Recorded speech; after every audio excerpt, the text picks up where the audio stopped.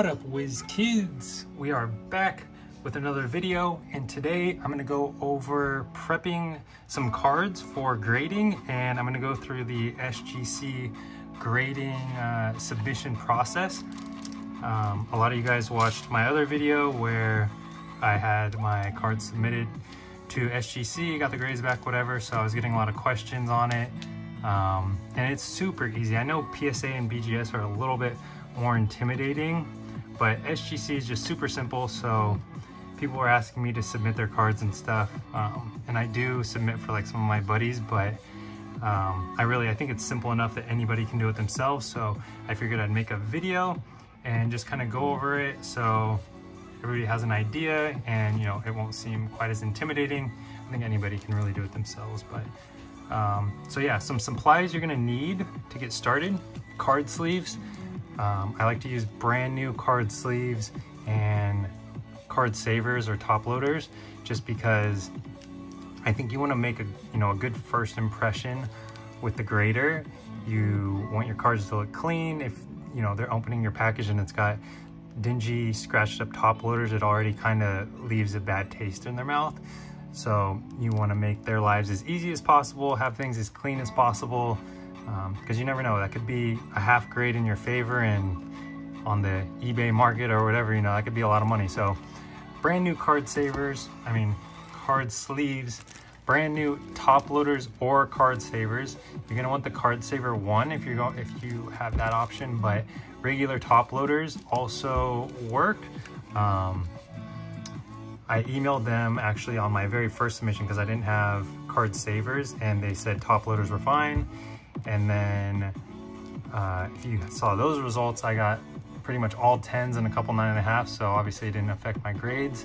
And then I know that card savers are preferred, but I did use card savers on my next few submissions, but now I ran out nearly again. I'm down to my last few. So this submission I'll be using top loaders. My card shop was actually out of card savers, so kind of forced to use top loaders this time. But I do have a tip for these top loaders. I will show you later if you're using those. It's a little tip, I think, to make the grader's life easier. And you also need some bags to put things in afterwards, or if you have a larger submission, probably just some painter's tape would be good enough. You just want to have something for when you package, you have the top of the top loaders or whatever all sealed up so your cards aren't sliding around. So anyways, we got to start off, we got to prep our cards, right?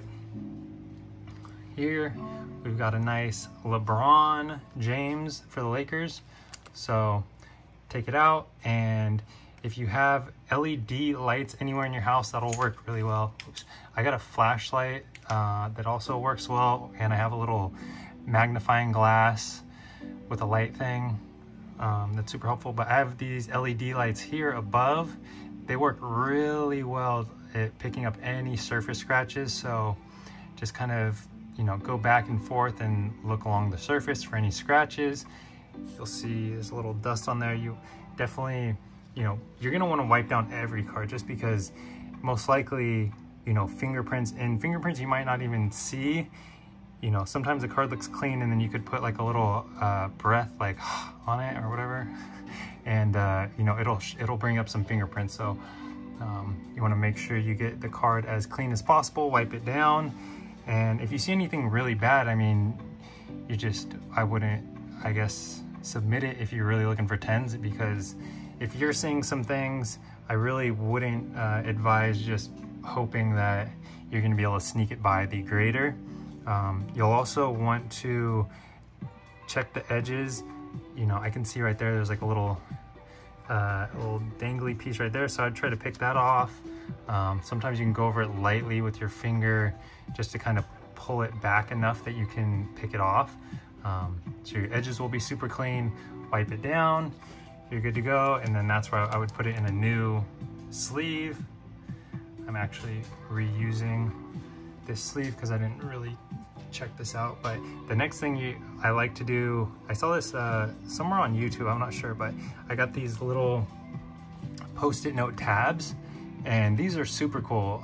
If you are using the top loader for submission especially. This whole pack, it's like 100 and something, and it's $3.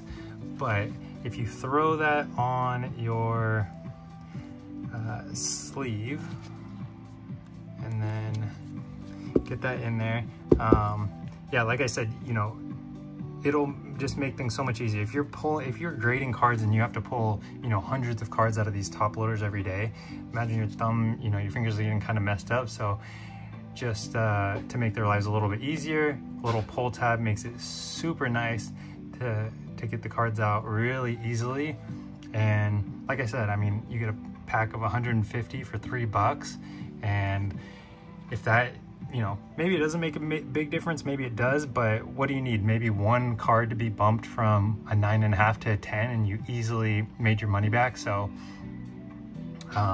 this will be my first submission doing this, but I thought that was a great idea. I was like, man, yeah, sometimes digging them out of there, you know, could even damage it. You know, they slide their finger in there wrong, kind of like, you know, rub up the top edge and peel back some of the chrome or whatever. So I think it just makes it, I mean, safer, and definitely makes it easier on them. So, you know, maybe puts them in a little bit of a better mood. They'll be a little bit more generous, and who knows, maybe give you an extra half a grade. Oh yeah, I forgot to mention, these are the microfibers I use. You want ones for glass, super smooth and clean for those purposes. So anyways, next, so we've got our card cleaned and ready to go. We need to put it in the system, right?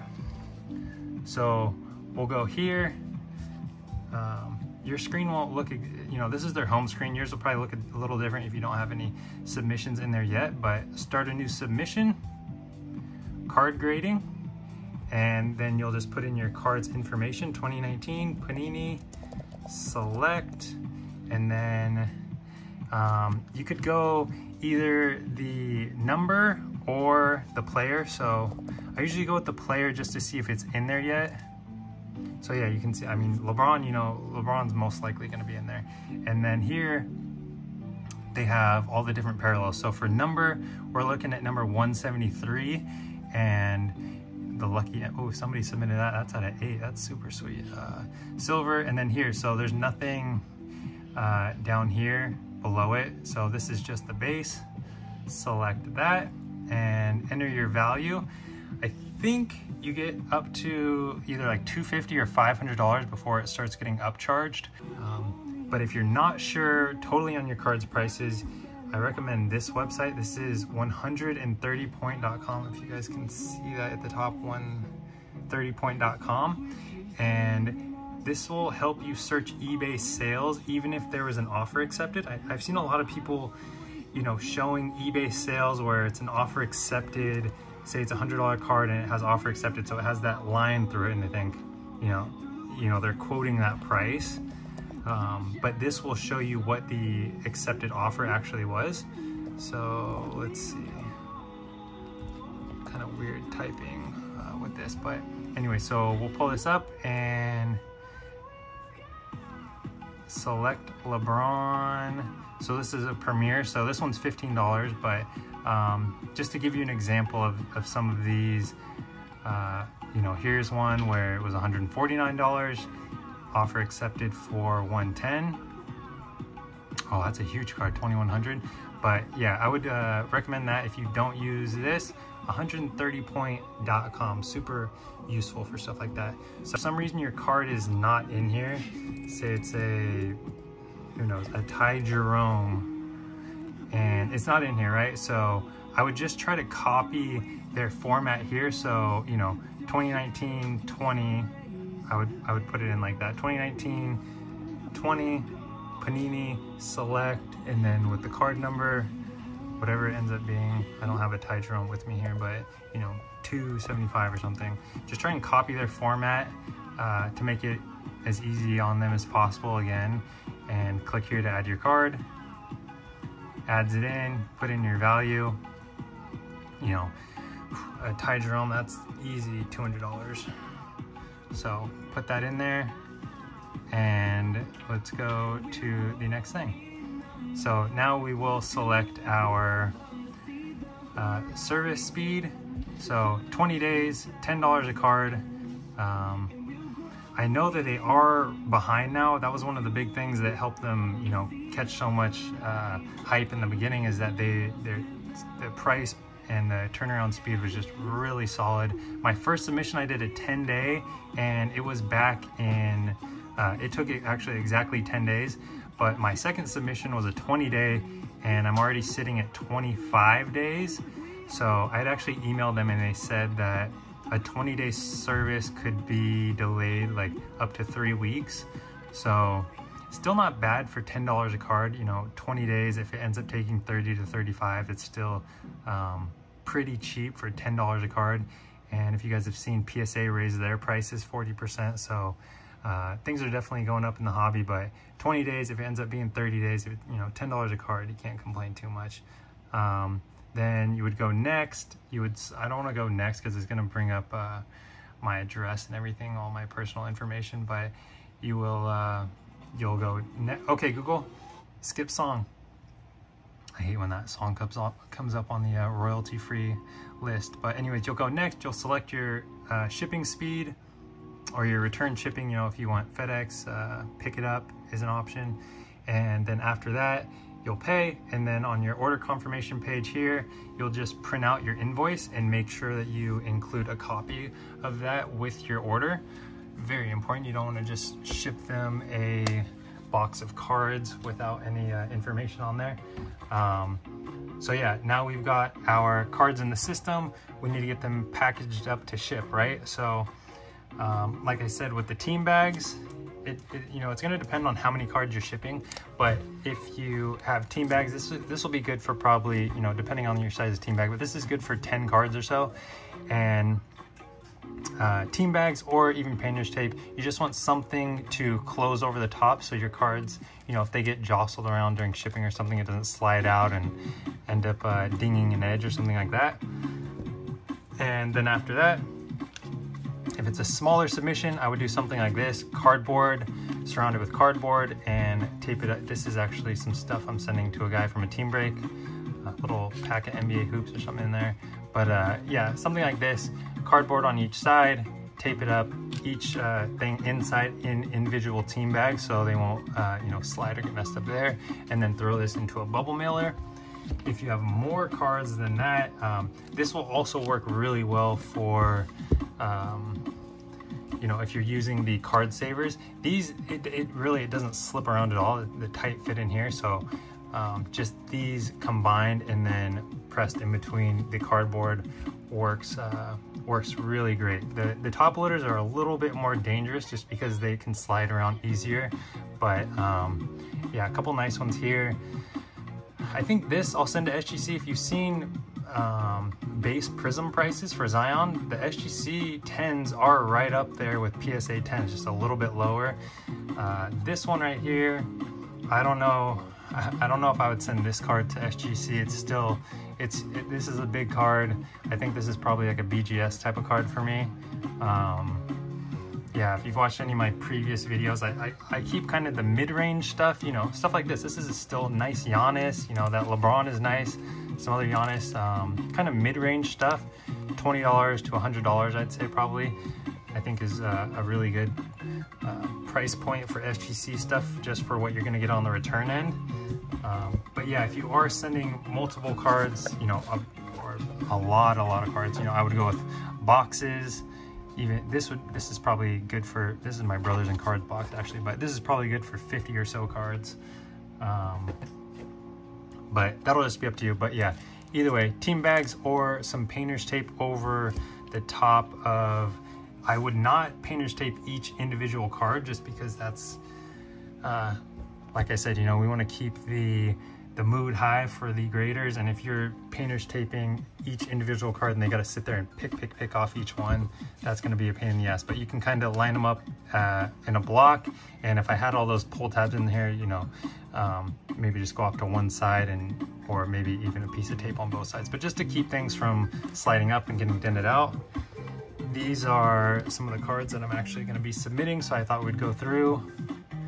This John Morant, nothing really there, but a lot of Mosaic, trying to get playoff playoff contender, so a couple ADs, and I'm trying to really stick to numbered stuff if I can, because there's just been so much mosaic out there, and it seems like there's a lot of parallels and colors. You know, Jam Masters with the silver or the green, there's just a lot out there. But I think if you stick to numbered stuff, it doesn't really matter how much comes out in retail, because, you know, there's only going to be 99 of these. Like, this is a top loader. This for sure has to get replaced. Like, look at that. You can't send that in and expect them to be like, oh yeah, let me give this thing a pristine 10. Just gunk all over the thing. But Cam Reddish auto, that was in one of my other videos.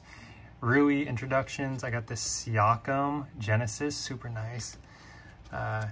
Tatum, so at 149, yeah, as you can see, you know, it's a lot of playoff contenders. This one was pretty sweet, actually. This is my buddy Spurs Cards.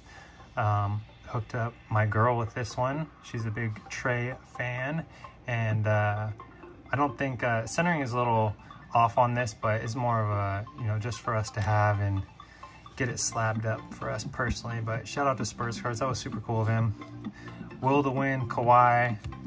These ones are really nice. AD out of 25, and I've already made some money on these because I was getting these a couple weeks ago for like 20 bucks a pop, and they've been selling the last couple days for like up to 40. So I think people are obviously going to be hopping on Lakers players and numbered cards. So this is to 99, silver, that's to 99, to 99, to 10, Paul George. So yeah, Paul George, Kawhi, AD, Tatum, a Zion red. I hit this in some kind of break.